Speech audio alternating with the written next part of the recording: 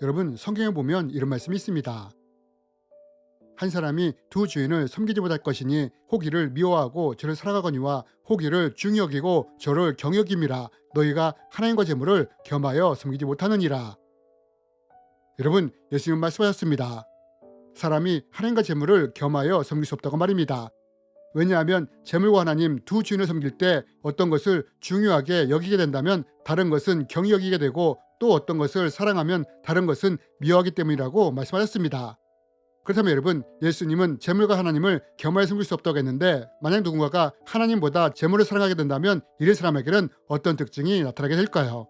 또 반대로 누군가가 재물보다 하나님을 더 사랑하게 된다면 이런 사람에게는 또 어떤 특징이 나타나게 될까요? 이번 시간에는 우리가 재물이나 하나님을 섬길 때 어떤 특징들이 나타날 수 있는지 살펴보고, 또 우리가 삶에서 어떤 태도와 자세를 가져야 하는지에 대해 함께 배우기 원합니다. 여러분, 우리는 하나님을 믿는 사람들로서 하나님을 사랑한다고 고백합니다. 그런데 여러분, 아십니까? 우리가 이렇게 고백함에도 불구하고 자신도 모르게 하나님보다 재물을 더 섬기고 있을지도 모른다는 것을 말입니다. 여러분, 저는 많은 사람들을 통해 하나님을 사랑한다고 말하지만 삶에서는 오히려 재물을 더 섬기는 모습을 많이 보았습니다. 하지만 문제는 많은 분들이 자신이 하나님보다 재물을 섬기고 있는 것조차도 모르는 경우가 많았다는 것입니다. 그러면 여러분, 왜 이런 일이 일어날까요? 그것은 우리가 재물을 섬길 때, 하나님을 섬길 때 삶에서 어떤 특징들이 나타나는지 잘 모르기 때문입니다.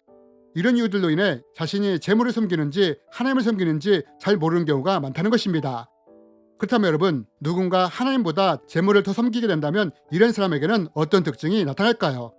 또 반대로 재물보다 하나님을 더 섬기는 사람에게는 어떤 특징이 나타날까요? 여러분, 우리는 이것을 성경 인물들을 통해 살펴볼 수 있습니다. 그럼 여러분, 과연 성경에 누가 하나님보다 재물을 더 사랑하는 모습을 보였으며, 또 누가 재물보다 하나님을 더 사랑하는 모습을 보였을까요? 그리고 우리는 이들을 통해 어떤 차이를 볼 수 있을까요? 여러분, 우리는 먼저 신약을 통해 하나님보다 재물을 더 사랑한 사람을 찾아볼 수 있습니다. 그 사람이 누구입니까? 바로 가룟 유다입니다. 여러분, 우리는 가룟 유다가 예수님을 판 것에 대해 너무나 잘 알고 있습니다. 여러분, 가룟 유다가 예수님을 얼마에 팔아넘겼습니까? 은 30에 예수님을 팔아넘겼습니다. 그럼 여러분, 왜 가룟 유다는 예수님을 은 30에 팔아넘겼을까요? 그것은 가룟 유다에게는 은 30이 예수님보다 더 가치가 있었기 때문입니다. 여러분, 하나님보다 재물을 더 중요하게 여기는 사람에게 나타나는 특징 중에 하나가 뭔지 아십니까?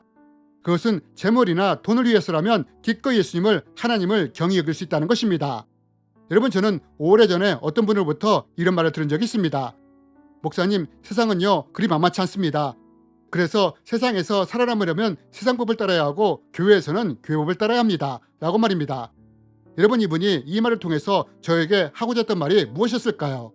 아마도 이분은 믿는 자로서 세상을 살아가는 것이 쉽지 않다는 것을 말하고자 이런 말을 했을 것입니다.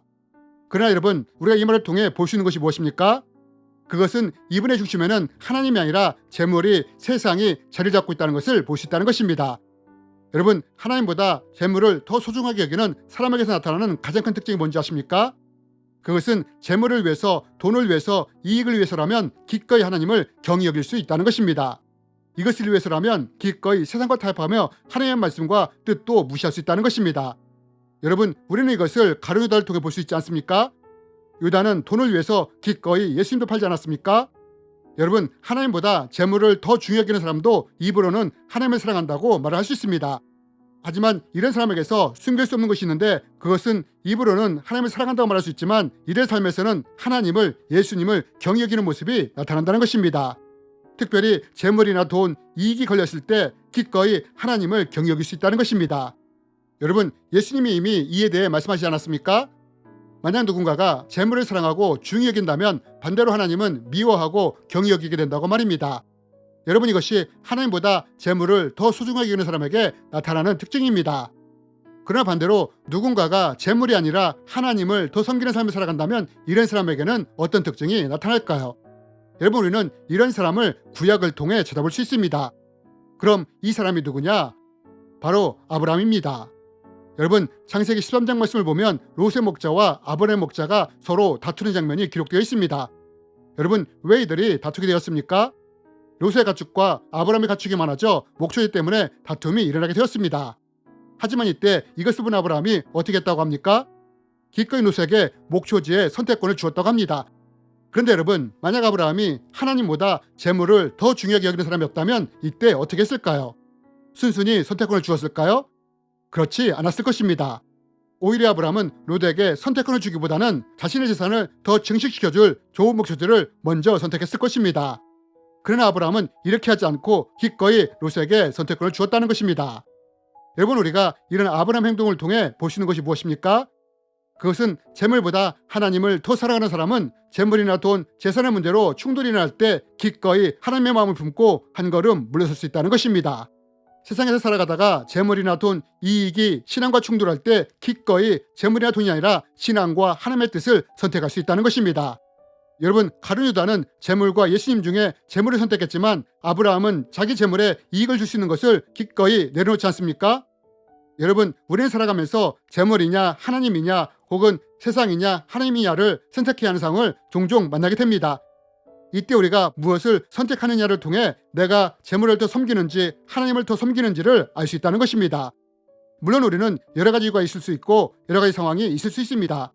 하지만 누군가가 재물을 사랑하고 중요하게 여기는 마음이 있다면 이런 사람의 삶에서는 가룟 유다 같은 모습이 나올 수밖에 없다는 것입니다.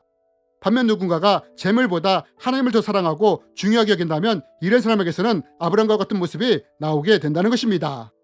여러분, 우리는 하나님을 사랑한다고 고백할 수 있습니다. 그러나 하나님은 이런 우리의 외적인 모습이 아니라 우리의 중심을 보신다고 말씀하십니다.